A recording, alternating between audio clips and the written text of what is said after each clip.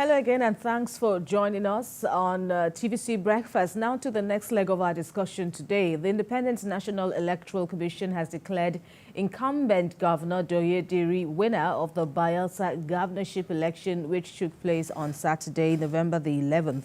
The returning officer for the election in the state, Professor Farouk Kuta, declared Mr. Diri the winner of the exercise, having satisfied the requirements of the law, and the PDP candidate won his All Progressives Congress counterpart Timipri Silva in the contested exercise in the oil-rich state. Mr. Diri, who came into power in the year 2020, got a total of 175,196 votes, while Mr. Silva polled 110,108 votes, while the Labour Party scored a total of 905 votes to come a distant third. And joining us to discuss more on this is the Executive Director, Center for Social and Economic Rights, Nelson Ekujimi. We'll also be bringing in, during the course of this interview, via Zoom from Bayelsa, former Secretary General of the Ijaw Youth Council in Bayelsa State, Alfred Kemepado. In the meantime, let's welcome Nelson Ekujimi. Thanks for joining us again. Thank you very much for having me. Good morning. TVC Good morning to our viewers. And you, from our discussions, and of course from we know your antecedents, you took part somewhat in the elections. Yes, you were stationed in Kogi State, but I'm sure that, of course, you also had your tentacles, monitoring the development in Bayelsa State. Absolutely. For about 2-3 days, the news finally, got confirmed on Monday. It was such an intense process. The collation too, there were delays after delays, and the last day yesterday was filled with so much.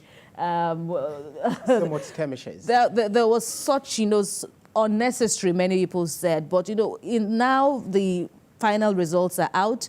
Governor Douye Diri has emerged winner. What are your thoughts on how things panned out in Bayelsa? Well, my thoughts on how things panned out in Bayelsa is to just affirm that is a reflection of how we do things. A lot of times we exhibit behaviors that exposes us as people who are not conversant with provisions of the law. Because the law is very clear that when this process began, the judicial adjudication mechanism was also embedded in that process, such that if you have any grievances, if it cannot be resolved immediately, there are other channels open to you. We saw cases where there were protests in INEC collation center. Those were absolutely unnecessary, because definitely that the provisions of the law is written in black and white. And if the electoral umpire fails in complying with that provisions, definitely whatever he or she has done, will amount to nullity before the law when you finally go to court. And we must not run away from the fact that the Bayelsa terrain is a very peculiar one. You talk about the riverine area. The challenges of moving men and materials to that environment that most of the time it's shut out from the public glare. We only get reports, and we're also aware that even some INEC personnel were kidnapped, and we've had fatalities even during some elections, but thank God we didn't have in this case with regards to logistics arrangements. So by and large, it has gone on successfully. Whoever believes he or she has been shortchanged, the doors of the court is open. But we must not forget that the doors of the court is only open to facts and evidence, not on emotions. I won everywhere. I won in some places. I won in most places. There's nothing like some places, everywhere, most places, all places in the law. There are specific places where elections take place or where collation takes place. So you must be able to identify. The Presidential Election Petition Court, as well as the Supreme Court, has made it very clear. It has enriched our democracy, except if we want to, delude ourselves. Right. That's right. We've got the former Secretary General, Ijaw Youth Council, Bayelsa, Alfred Kemepado, who is joining us via Zoom. Thank you so much for joining us. Prior to the election, or the elections, precisely in Bayelsa State, you shared some apprehension, some worries about what might transpire during this election. Could you talk to us how all these, play out during the elections? Let me start by saying thanks to the media and the security.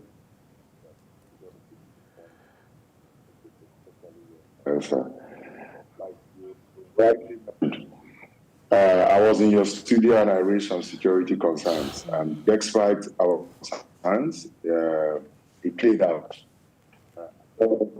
It's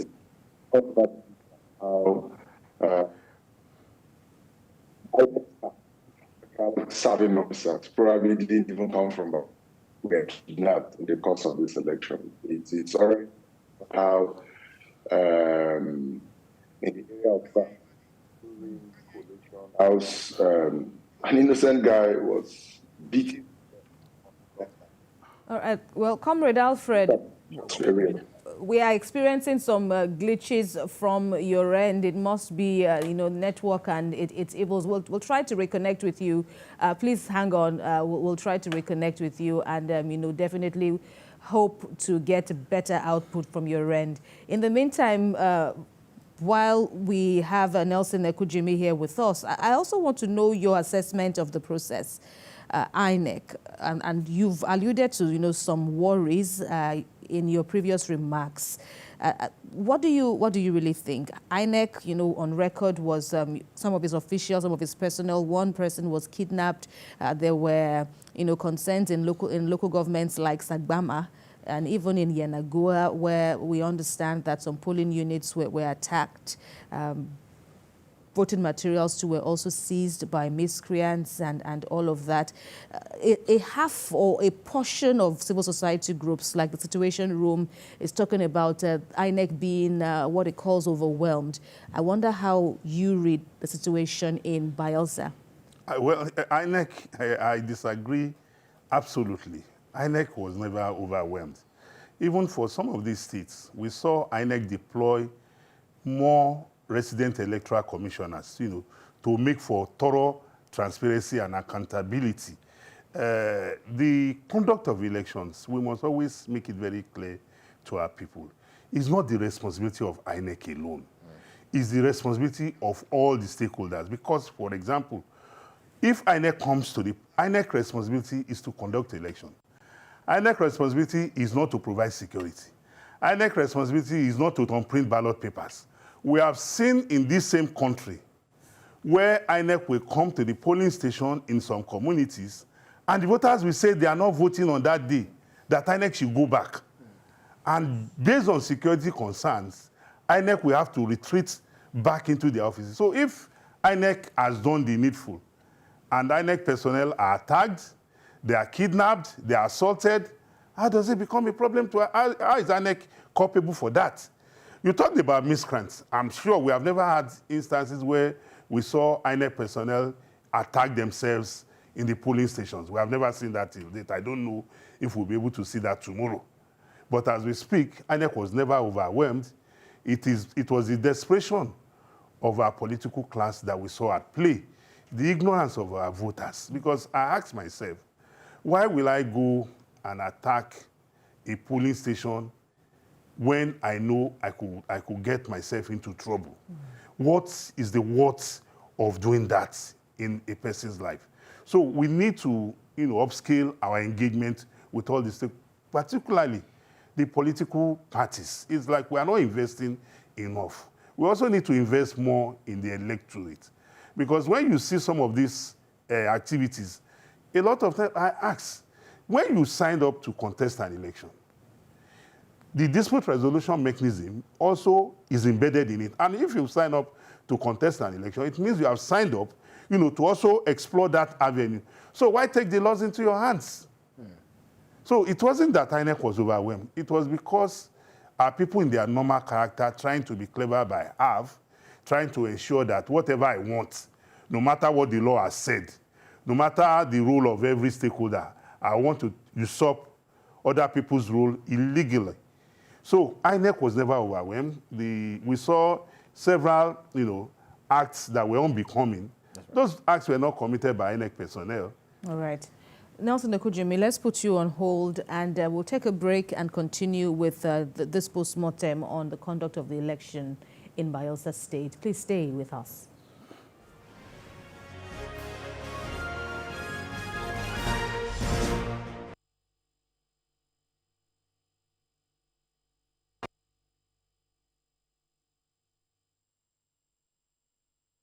Can you hear us? Hello, comrade. Alfred. I can hear. Okay, please keep talking. Let's just check. Let's just... Okay, I'm here. Yeah. Good morning. Okay. Good morning. It's better. Please stand by. Okay. Please call out your name. Call out your name and your designation. Let's just try something that long. My name is Alfred Kemepa-Do, former Secretary General of the Joy Youth Council Worldwide. Okay, I think it's fair enough. It's fair enough. It's not perfect, but it's fair enough. It's better than the last time. Please stand by, sir. Oh. Yeah. Okay. All right. Thank you.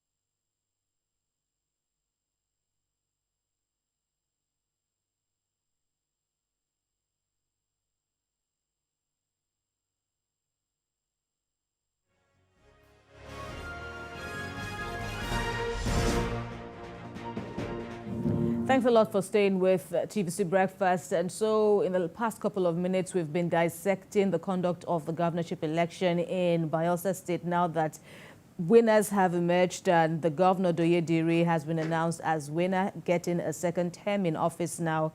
He was closely followed by the APC's Timi Silva. And we have in the studio Nelson Okujimi. Joining us via Zoom is Alfred Kemepa-Do. Ibrahim. Yes, let me start again with Mr. Alfred, who is the former Secretary General, Ijaw Council Youth Council, Bayelsa State. Thank you so much once again. I was trying to find out how all your apprehensions before the election, how they played out in this just concluded election in Bayelsa. We saw a lot of happenings, but how did they play out for you? Yeah, it played out just as I predicted in your studio. I know you would have heard of the issues of INEC officers being kidnapped. I know you would have heard of the unnecessary murder of one judge, Sibo, at the collation center in Brass. I know you would have heard of all of this, but in all, we want to thank the security agencies that despite the inducement, they stood up to the game to defend democracy, especially here in Bayelsa. And most especially the Independent National Electoral Commission. We also want to thank them for standing up to the truth as was reflected in the ballots, in the votes that were cast by us. You know, there's a saying, you know, around now, if you win elections, it means INEC is good. But if you are the loser, then INEC is bad. So, you know, probably because the People's Democratic Party, which is where my support is, has won. And if I'm saying INEC did their best, it will sound to some like, aha, it's because they won. That's why he's trying to praise INEC. But that's not the case. I'm saying this to say that with what we saw in Bayelsa, where, for example, in places like Basambri, you will see 41 accredited beavers from the back end of the IREG. And you see people submitting 722 votes. How can anybody think of having 722 votes out of 41 accredited? I don't know where that kind of mathematics has come from. I don't know how, you know, in a place in the Oluwasiri area and other areas, INEC staff were held at gunpoint to write results in favor of some candidates. And all of this came, and the INEC that was deployed to Bayelsa summoned the courage to say, no, this cannot happen. To that extent, I thank the INEC, I thank them, I thank the team. I don't know who was sent to any other place, but the team that came to Bayelsa on a do well. I thank them for standing up. And these are not just makeups. You know, the good thing is that the technology is there, and we can all go back to all these facts, okay? Thank God. A place like Southern Niger, you can imagine, you understand, members of the opposition party kidnapped INEC officials in collusion with some miscreants. Please, I don't want to say miscreants. In collusion with some people who should have done better. And results were written for some words, one handwriting, one biro, one signature, one everything. Maybe that's how God wanted to expose them. And I thank the INEC for coming up to say, no, we can't accept this. And at the end of the day, Mr. Kemekpado, very quickly, you are happy with the outcome of the election in Bayelsa State simply because your party won, and then you're actually giving INEC the kudos. Is it the same? Is it that INEC got kudos in Bayelsa State, but other states, Imo State and Kogi State, where your party didn't win, would you say INEC didn't do well there? What I'm trying to tell you, okay, and I'm saying it with all honor, is that even in Bayelsa State, okay, there is so much that is desired of INEC to do better in subsequent elections. I've had the complaints from Kogi and Imo. I don't have all the facts. But speaking from Bayelsa, I know that there are situations where number of voters that were turned out as in the form of result sheets were far in multiples of the number of accredited. So it shows that kind of, I don't know how to call that kind of rigging, like no conscience, no, I don't know how to describe it. So I'm not saying, I'm thanking INEC for standing up to the occasion in Bayelsa. That's why I restricted my thanks to the staff of INEC that was sent to Bayelsa. They were courageous to say no. If they weren't courageous to say no, where no was the right answer, we won't be singing this song. So I shouldn't be talking just because we are victorious. I should be talking for Nigeria. Don't forget that as I'm talking to you, I have a future ahead of me. So we observed all of these things. It is not me that is telling you now that INEC staff were kidnapped. It's not me that is telling you. The media reported it. It's not even the INEC official handle requested for our staff. Should we run elections like that? And I'm saying this because prior to the election, we had of a particular political party had come out to say, this is what they will do. Is it that you did not see the videos that a personality not less than the deputy governorship candidate of a particular political party came out to say, kill people and throw them into the river? These are not, we should condone. It is not about APC. It is not about PDP. It is about Nigeria democratic process. These are not things that should be condoned. It doesn't matter who wins tomorrow or who loses tomorrow. After all, there is a saying that if you are in a contest in an election and you're not open to a loss, then you are... Comrade Alfred. All right, we'll try to reconnect again with Comrade as we continue to brief the odds regarding network and its glitches. But back to the studio, and I actually wanted to ask Comrade, the issue that you pointed out, that INEC had already, raised an alarm about the trends of insecurity in the 3 states where it managed. And, as we focus on Bayelsa State now, people have spoken about the peculiarities in Bayelsa State, for example. But in terms of what you said earlier on, that INEC is not security agencies now to curtail chaos and, maintain the peace in the state, how then would you assess security operatives. They had known the terrains could be a problem in a state as Bayelsa State, but, you know, we still experienced skirmishes here and there at the collation center, at some polling units, and, you know, around the places. We even understand that a life was lost, you know, during the weekend of election. Yes, thank you. I think one fact that we Nigerians must understand is that when security operatives are deployed in their thousands to provide security during an election, they are told or they are tutored that you are to provide security. They are not going to war. We must get that very clear.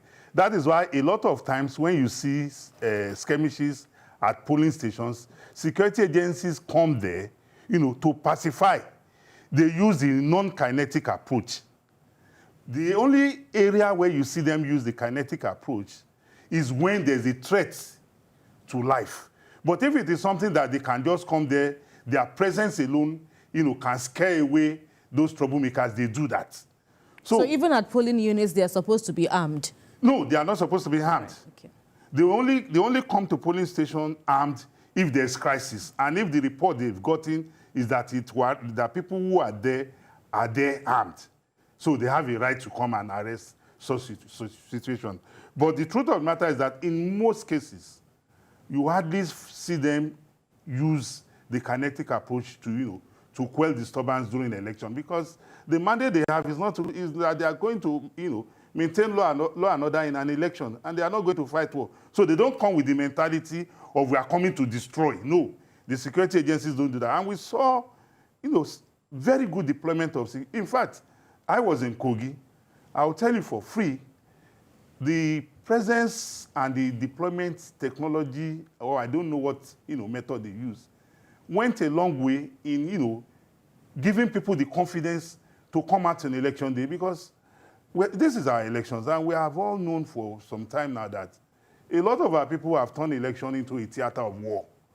You're talking about Bayelsa today. We all know the history of Bayelsa when it comes to election.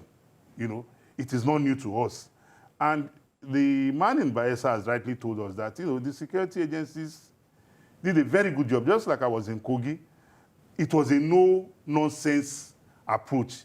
They don't want to know who you are.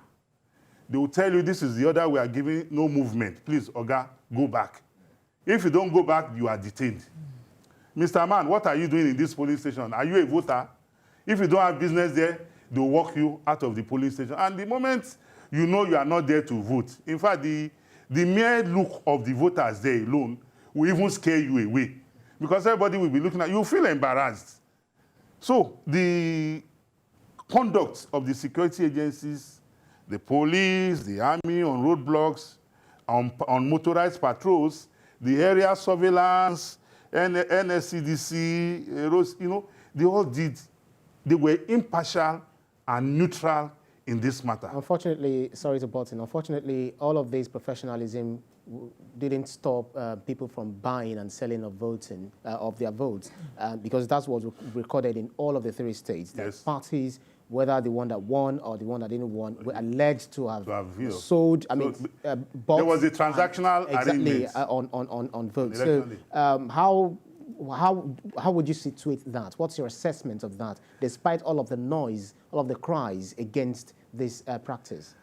It's, you know, theory is different from practical. As somebody who has been on the field for years, I can tell you that it's a very tall order, because one, I have thought about this problem, and I'm trying to think that, can we incentivize security agencies arresting, you know, these buyers and sellers on election day? But I also recognize the history that in some polling stations, you get there, you discover that a transaction is going on, and you discover that the voters themselves, they are willing accomplices, that if you try to stop them from getting their own share of the bargain, anything can happen to you. I've been election observer in some states that you get there, you look to your left, you see a crowd gathered on your left, and somebody runs to you and say, Oga, as an observer. Because one thing has played out in our elections over the years, the voters tend to have more confidence in observers than any other of the stakeholders, any other of the participants in the process. So they will run to you and say, Oga, see that man there, he's giving them money, they are collecting money to come and vote. And while you are looking to that direction, another person will run to you and say, Oga, look at your right. And you look at your right, you see another crowd. You say, that is their own. Then when that one is telling somebody, says, Oga, don't mind them, we'll see their own at your back. You turn to your back, you see another crowd, and you are like, so when you deploy 3 or 4 unarmed, maybe policemen or NSCDC officer to the polling station, in a crowd of, say, 20 to 30 or 40, what can one man do? By the time, and again, the security agencies are very smart. Let me be honest.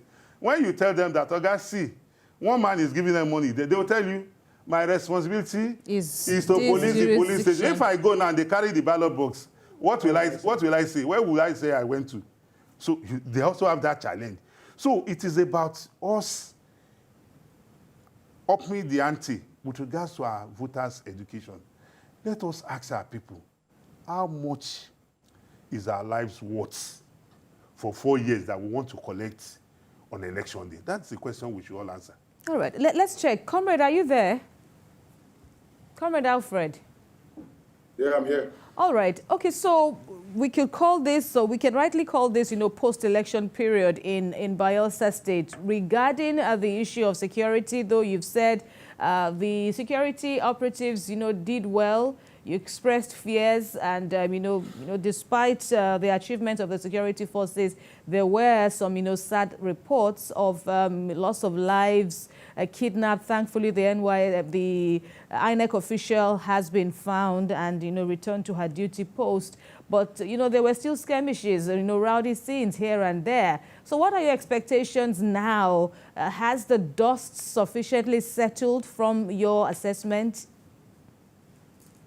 Yeah, basically, any other thing apart from this is the court of law for any person that chooses that path. But, as Bayelsans, it's the time for us to come together and work harder for a better state.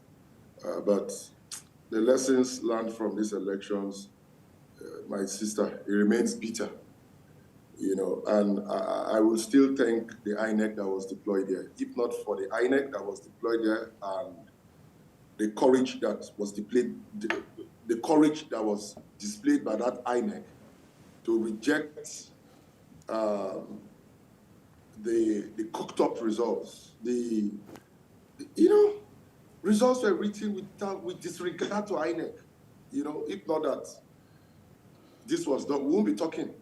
And our democracy shouldn't be like that. Our democracy, anybody should win any election from any party, So I won't stop thanking the INEC. I won't stop thanking the security agencies that did their jobs. But there are security agencies that were partisan too, such as the SWAT team that was deployed to the Nembe Basambre area. They were not just partisan, they were so disrespectful that they took side with a particular party to turn back even advocates of Nigeria, chase them out of the community just to give room to a particular party. But at the end of the day, say here in the Niger Delta, now God get power. So, Bayelsa... Right, Bayelsa is quite a peculiar, state in a way because, it's all about the state governorship election, which, just concluded. How it's shaped by the desire to harness the wealth, the oil and the wealth in Bayelsa for the benefit, so to speak, of the large population. What tasks do you think are ahead of the incumbent governor, who is now returned winner of the state election? What tasks do you think he's got ahead of him? Because there's so many issues which the opposition party campaigned with. How do you think he might be able to work on all of these things for the benefit of the generality in the state? It's just for the incumbent governor to continue with what he was doing, that got Bayelsans to love him. Let him continue with the road that is hitting the brass local government to open up the Bayelsa state to the Atlantic. Let him continue with the one going to the east, up to Agate, the deep sea port, where we can.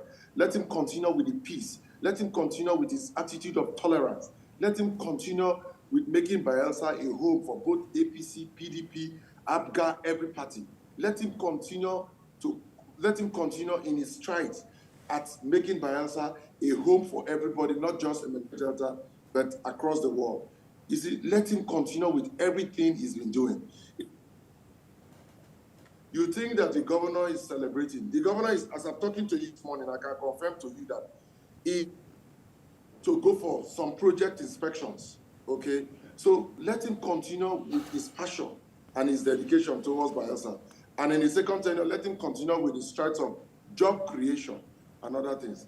If not for Bayelsans, Governor Douye Diri will not return. If it is by those who trusted in chariots and horses, Governor Douye Diri will not return. You're talking about vote buying. There were areas where votes were bought with up to 40 to 50,000 naira per vote.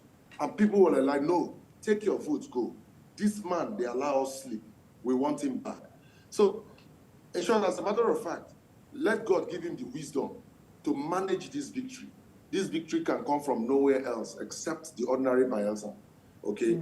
As we dedicate it to God Almighty, the second people we need to dedicate it to is the ordinary Bayelsa. So let him just continue with what he is doing in terms of infrastructural development and in all other sectors of the state economy, such as health, education, technical education, sports, youth empowerment, especially the empowerment that has been going out to women in our rural communities. Let him continue in that stride.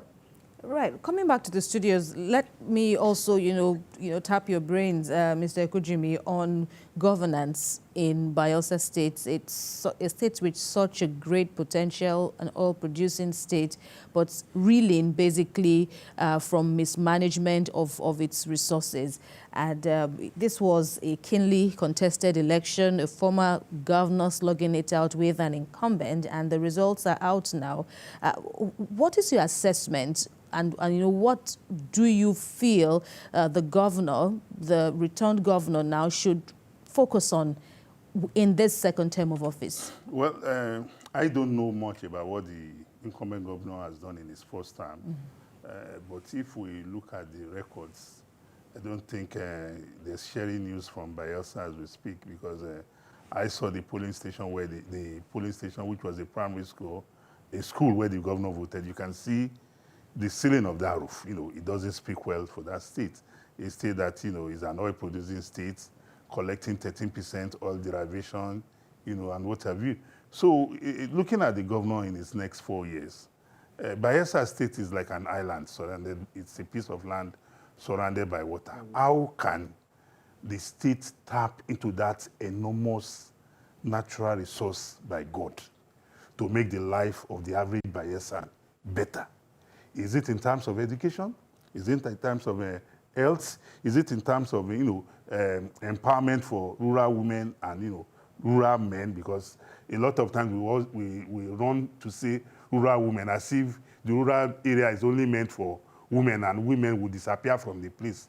Without the men, the women cannot be in the rural area. That's a fact. Don't protest. Don't use this platform to protest for the men. So I will expect that the people themselves know where the shoe pinches in terms of infrastructure, in terms of making life better for them. They should be the ones setting the agenda for the government. I think the next 4 years should be one dedicated to higher service for the good and bad people of Bayelsa State by the governor. So very quickly, before we go coastal, we saw on TV the brawling among political parties right there at the collation center, and this is a practice. It is a norm. It is a norm. Is it possible would you advocate for some sort of laws to be, promulgated in order to ensure that that kind of practice is not, doesn't come up at the collation center, if possible? If we have it, I'm not sure whether we have it, but what kind of sanctions can be meted out on people who try to disrupt the process? Well, we don't have a law in place to that, but like we saw in, was it Imo, where a party agent was bundled out of the collation center. That is also one of the rules.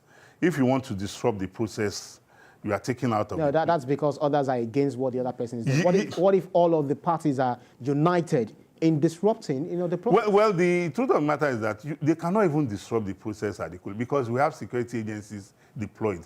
I have been a live participant at collation centers. And when you try to disrupt, the security agencies are invited in, even if it means taking all of you out, the security agencies will come and do that because the returning officer has the responsibility by law to execute.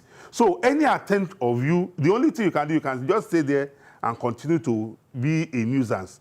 The moment you come to disrupt what he's doing on that table, because when he's sitting on that table, he's not sitting as the collation, he's not sitting as the returning, he's sitting as the Federal Republic of Nigeria.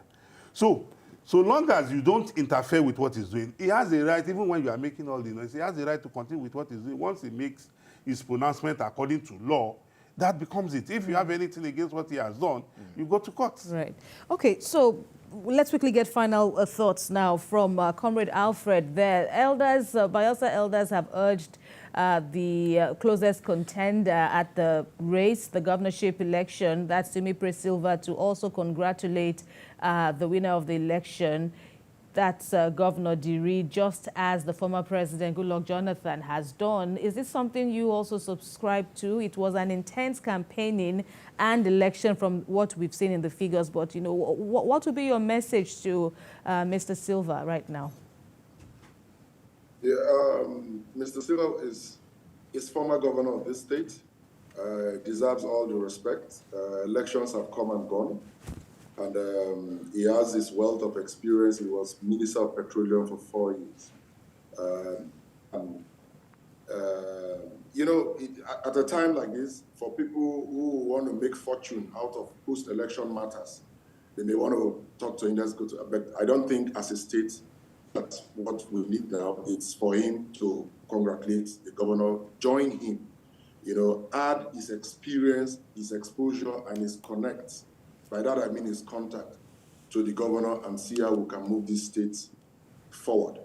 But quickly, before I round up, I just want to tell my friend in the studio that governance is about strategy. And when we say we empower women in our rural areas, we will continue to do that. Because you see, when you empower women, empowering women does not stop the men from what they get. But empowering women most times keeps the resources in the family for the children who constitute the tomorrow's men, So that's deliberate, and we will continue to do that.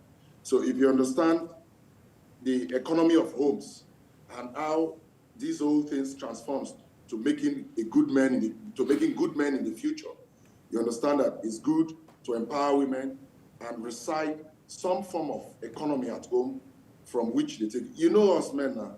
You get the next job, you get the next money. Before you know, we'll see you in the club.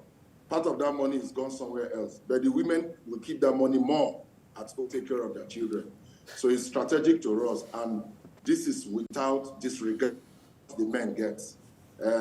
You as men will continue to get what you get according to your merit. But we will concentrate on the empowerment of women, youths, and of course, men. Mr. Kwemepado, I disagree with you because I don't go clubbing. No, but he's also, making a point. Women are better managers. No, I know you will support the point. But we are the women that provide the resources for you to be. Of course, we acknowledge your value. We acknowledge your value, but it actually is, very, very apt, for more attention to be on the women. Gentlemen, we thank you very much. Alfred Kemepado, thanks for hanging on and braving the odds considering the network glitches. We thank you very much. I'm back here in the studio, election observer, veteran, as I want to add now. Nelson Ekujumi, thank you for always. From all of us here, thanks a lot for watching, but we must warn just before we go that the views and reactions of all our resource persons are theirs and have no connection at all with TVC News. Once again, from all of us here, thanks a lot for watching the program and hope you can join us again tomorrow for another edition of TVC Breakfast. Up next is Your View with the ladies. Bye for now and keep watching TVC News.